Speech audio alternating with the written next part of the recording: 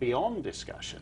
What they're doing is actually confirming the darkest fears of people like Geert, that in fact the elites have not obtained the consent of the governed for the vast transformations they've set in motion, and that all they can do to hold the line on that is to actually prevent the real story getting out. I think that's disgraceful. I'm happy. I have no fear. You and I have had run-ins with all kinds of fellas. You know, you remember that guy Warren Kinsella, who was big in the 1990s? I don't know what he's doing now. Warren Kinsella, you know, the guy who does the Chinese cat jokes, that guy? Remember him? I don't know what he's doing now. If you're watching Warren, give us a call. Let us know what you're up to. I have no fear of Warren Kinsella. I don't want to shut Warren Kinsella up. Let's have at it, and let's, you know, may the best man win. But Warren Kinsella wants to shut you up, and he wants to shut me up. I have no fear of an argument. I have fear of state commissars with the power of the state behind them, but I have no fear of opinions. I'd go further than that. I mean, Warren Kinsella, he's on the left-wing fringe. He's a liberal commentator for our channel. I'm not even not worried about him. I'm not worried about even people who are racist. I'm a Jew, but I'm not worried about a Holocaust denier or an anti-Semite, because unless he's going to take to violence or incite violence, or I am less worried about someone who's merely stupid or evil than a government so powerful that it can tell us what to think. And you had the best line on that years ago, where you said that if you tell a guy he can't write an editorial, he can't write a book, he can't put a blog post up on the internet, then you leave him with the option they have in dictatorships, which is that all you can do is blow stuff up. And I think that is a very dangerous path to go. And I'm like you. Whatever one feels about racism or Islamophobia or sexism or homophobia, I have come to the conclusion that giving dim-witted state bureaucrats the power to regulate the citizenry into niceness is actually a far bigger threat. You dim-witted is right. They remind me of the TSA, but for newspapers. We got to take a short break, folks. When we come back, the smallest chapter in the book is how to fix things. I'm going to focus on that for our last moments, because there is some glimmers of hope. That's next on The Source. Welcome back. I'm Ezra Levant. We're talking with Mark Steyn, author of After America. It's a hell of a book. You know, it's scary, but it's funny at the same time, which is sort of weird. It's a terror comedy. That's right. That's right. It's an Australian reviewer said it's a whole new genre, really, apocalyptic stand-up. There's a lot of one-liners in there that I'm probably going to try and steal, but I'm left with this terror. Now, in your last chapter, you come up with 9 words that all start with the letter D on how to fix it. I'm just going to rattle them off: decentralize, de-governmentalize, deregulate, demonopolize, decomplicate, decredentialize, disentitle, denormalize, and do. What are you getting at there? Well, I don't want big government. Big government is remote government. It means you don't know who to call. That is why when you have big countries like Canada, if you're sitting in Yellowknife, it shouldn't be necessary to call somebody in Ottawa to figure out what's wrong with your highway. The best kind of government is small, local, and accountable government. As opposed to distant and partisan is. Yeah, and that's why I get terrified at people at this kind of world peace crowd who say, oh, wouldn't it be nice if we had a world government? I mean, do you honestly think a world government is likely to be more like Sweden or more like Syria? And who do you call, what polling booth do you go to vote it out?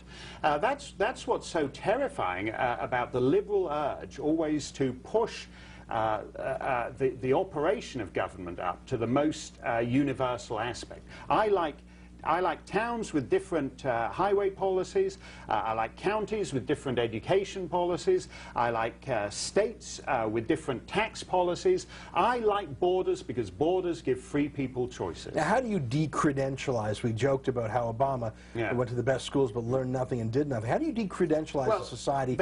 That is the biggest bubble, I think, in American life today. These absurd 6.5-year bachelor degrees where people do the peace studies. I'm studying peace studies on the side. Yeah, it's the sort of, it's not even like, in the 19th century, if you were the second son of a Grand Duke in Europe, that they didn't particularly have anything to do, you might go and do a sort of leisurely tri-national varsity. But you'd have been doing real subjects. You'd have been doing Latin, and you'd have been doing Greek. I mean, when you're just like lounging around contemplating your navel for 6.5 years, we need to get more people. As the Western world ages, we need to get more people into the workforce earlier. So keeping them at school until 28 is the opposite of what we should be doing. How do you do that? How do you get them out of school? I mean, you know, I would think, well, stop subsidizing, but in America, they just borrow.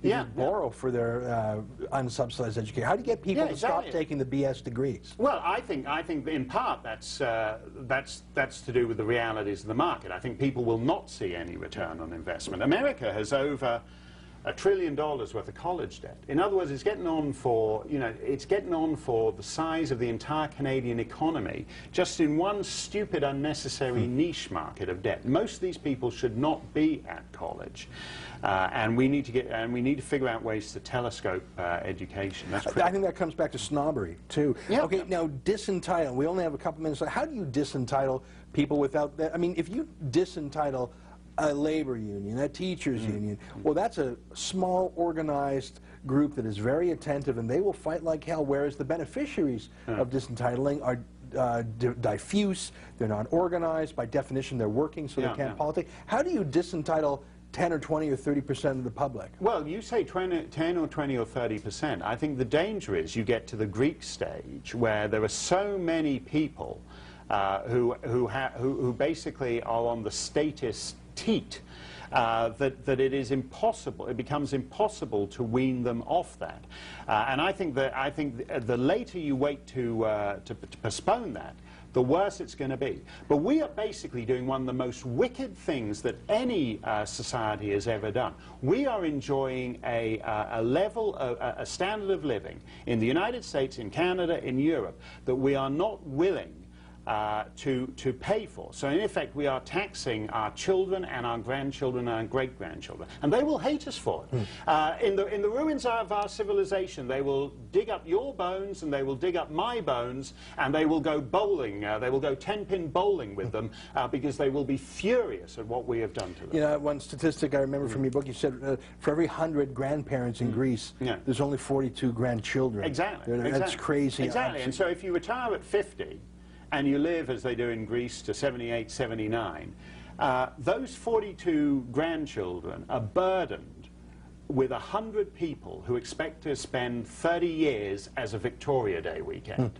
And that is impossible. Listen, we only have a final moments. Your last agenda item on your fix-it list was due. I don't want a general answer. I want an answer for me and for my friends and for politically motivated Canadians. What should we do in Canada today to stop? I mean, you say after America, but I don't think Canada's too far behind America. No. What can I do? What can we do to reverse this decline and fall? Well, I think you fight these things at every level you can. It's not about in a way. It's about taking up the slogan of the environmental crowd: think globally, act locally. Every time some bumptious cop decides to shut down a 7-year-old kid's lemonade stand, you resist that there.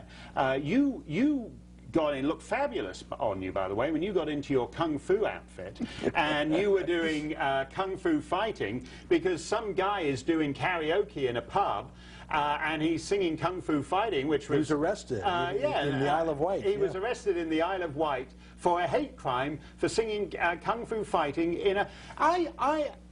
Kung Fu Fighting, #1 record in Canada, #1 record in the United Kingdom, #1 all over the world, but a generation later, it's a hate crime. That's nuts, and we can't afford it. Dire Straits, their song Money for Nothing was banned by the Broadcast Standards Council. Exactly, and if the pansy disc jockeys of this nation had any guts, they'd be playing it, they'd be having Dire Straits weekends playing that song non-stop. Who are you? I mean, you are free men. You are the inheritors of 8 centuries of liberty, and you're letting some twerp bureaucrat tell you what lousy pop single you can play? You should be ashamed of yourselves. It's outrageous, that. And it starts at that level. It starts at the level of kung fu fighting. It starts at the lemonade stand. If you can't fix the lemonade stand police, if you can't fix the kung fu fighting police, you're certainly not going to be able to save the planet. Don't kid yourself on that. Outstanding. Mark Steyn, you heard it there, folks. He's got an incredible new book. It's called After America, published by Regnery. You got to go out and buy this. You'll hate it, but you won't be able to put it down. You'll love it, and it will change your trajectory. And hopefully, it'll turn you into the kind of person who fights every incursion on your liberty, every taxation, every regulation. Mark Steyn, thank you very much for coming up to Montreal to spend an hour with us today. My pleasure. Go get it. All right. Hey folks, when we come back, I'll do a dramatic reading from my favorite passage of Mark Steyn's After America. What'll it be? Find out after the break.